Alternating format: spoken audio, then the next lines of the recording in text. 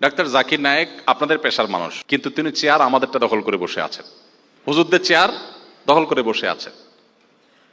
পৃথিবীতে লক্ষ লক্ষ আলেম দ্বারা ইসলাম প্রচারের সেই কাজ হয় নাই একজন চিকিৎসক জাকির নায়েক দ্বারা যে কাজ হয়েছে। আমি আমার এক বন্ধু, সিনিয়র মানুষ, তো উনি বললেন যে ভাই আমি এক সময় ছাত্র ইউনিয়ন করতাম, নামাজ কালাম পড়তাম না, এবং আমি নিজেকে অনেক আধুনিক স্মার্ট মনে করতাম। আসলে ইসলাম নিয়ে আমার কিছু প্রশ্ন ছিল, এই প্রশ্নগুলোর কোনো উত্তর আমি পাচ্ছিলাম না। অনেক হুজুরদের কাছে জিজ্ঞাসা করছি, বাট আমার স্যাটিসফ্যাকশন হয় নাই। তো একদিন টিভি স্ক্রল করতে করতে দেখলাম যে একটা লোক হ্যাংলা পাতলা কোট টাই পরা, আবার দেখি মাথায় টুপি, একটু পিকুলিয়ার লাগলো, অদ্ভুত দেখে আমি একটু শুনলাম, শুনতে শুনতে নাম উঠছে ডাক্তার জাকির নায়েক। দেখলাম আমার পেশার লোক, তো একটু আগ্রহী হয়ে শুনলাম। তো উনি বললেন যে একই প্রশ্নের উত্তর যেটা আমি অনেক হুজুরকে করেছি, হয়তো সাধারণ আলেমদেরকে করেছেন, সবাই সব প্রশ্নের উত্তর জানা জরুরি না। তো একই প্রশ্নের উত্তর দেখলাম ভদ্রলোক দিচ্ছেন খুব চমৎকারভাবে, অসাধারণভাবে, আমার স্যাটিসফ্যাকশন হচ্ছিল। এই যে শুরু করেছেন, আল্লাহ সে বান্দা, আমার সেই বন্ধু, তিনি এখন আলহামদুলিল্লাহ অনেক ভালো একজন ধার্মিক, খুব রিলিজিয়াস এবং খুব প্র্যাকটিসিং একজন মুসলমান হতে পেরেছেন আলহামদুলিল্লাহ। তো একজন চিকিৎসক হয়েও দাওয়াতের ময়দানে তার অনেক কাজ করার সুযোগ হয়েছে। আপনি ডাক্তার জাকির নায়েকের মতো এত পড়াশোনা করা ছাড়াও আপনার জায়গা থেকে আপনি অনেক কাজ করতে পারেন আপনার ক্ষুদ্র প্রচেষ্টা দ্বারা। যেমন আপনার পেশেন্টকে যদি আপনি বলেন যে ভাই নবী করিম সাল্লাল্লাহু আলাইহি সাল্লামের সুন্নাহ, এটা যদি আপনার লাইফস্টাইলে আপনি মেনটেন করেন, তাহলে আপনি অনেকখানি সুস্থ থাকতে পারবেন। এরপরে তো আমাদের কোনো ভিন্ন মত করার সুযোগ নেই, রাতে তাড়াতাড়ি শোয়াটা আমাদের স্বাস্থ্যের জন্য ভালো।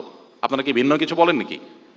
আমরা তো জানি যে আপনারাই, অর্থাৎ ডাক্তাররাই আমাদেরকে বলছেন যে রাতে তাড়াতাড়ি ঘুমোতে হবে, অনেক গভীর রাত জেগে থাকা স্বাস্থ্যের জন্য ভালো না। তো আমার নবী সাল্লাল্লাহু আলাইহি ওয়াসাল্লাম সুন্নাত হলো তিনি এশার পরে দ্রুততার সাথে শুয়ে যেতেন, মাগরিবের পরে রাতের খানা খেয়ে ফেলতেন। এখন আপনারাই বলছেন যে ঘুমানোর অনেক আগে আমরা যদি ডিনার করে ফেলি তাহলে সেটি আমাদের ডাইজেস্টিং এর জন্য সহজ হয়, সেটা আমাদের স্বাস্থ্যের জন্য ভালো হয়। নবী করিম সাল্লাল্লাহু আলাইহি সাল্লাম সন্ধ্যার পর রাতের খাবার খাওয়াকে পছন্দ করতেন, এবং এশার পরে খাবার তো পরের কথা, কোনো আলাপ আলোচনা করা পছন্দ করতেন না, দ্রুততার সাথে বিছানা চলে যাওয়াটা তার পছন্দ ছিল। তিনি রাতভর ঘুমানো পছন্দ করতেন, ভোরে ঘুমানো অপছন্দ করতেন। তো নবী সাল্লাল্লাহু আলাইহি ওয়াসাল্লামের সুন্নাহকে যদি আমরা মেনটেন করি তাহলে সেক্ষেত্রে আমরা অনেকখানি সুস্থ থাকবো। এবং সেই সাথে আমরা জানি নবী করিম সাল্লাল্লাহু আলাইহি ওয়াসাল্লাম খাবারের ক্ষেত্রে উদরপূর্ণ করে খেতে নিরুৎসাহিত করেছেন। রাতে পেটের 3 ভাগের 1 ভাগ খাবার, 1 ভাগ পানীয়। 1 ভাগ পানীয় বলতে পানি বা পানি জাতীয়, এই যে সালাদ খেতে বলেন আপনারা, সবজি খেতে বলেন, সেগুলো খাওয়া নবী সাল্লাল্লাহু আলাইহি ওয়াসাল্লাম সুন্নাহ।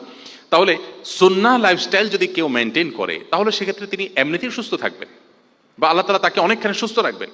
অতএব আপনি আপনার প্রেসক্রিপশনের ফাঁকে ফাঁকে, আপনি রোগীদের সেবা দেওয়ার ফাঁকে ফাঁকে নবী সাল্লাল্লাহু আলাইহি ওয়াসাল্লামের সুন্নাহর পথে যদি আহ্বান করেন তাহলে এক কাজে 2 কাজ হবে।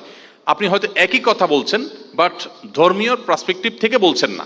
ধর্মীয় পার্সপেক্টিভ থেকে বললে আপনার বলাও হবে, আবার সওয়াবও পাবেন। এবং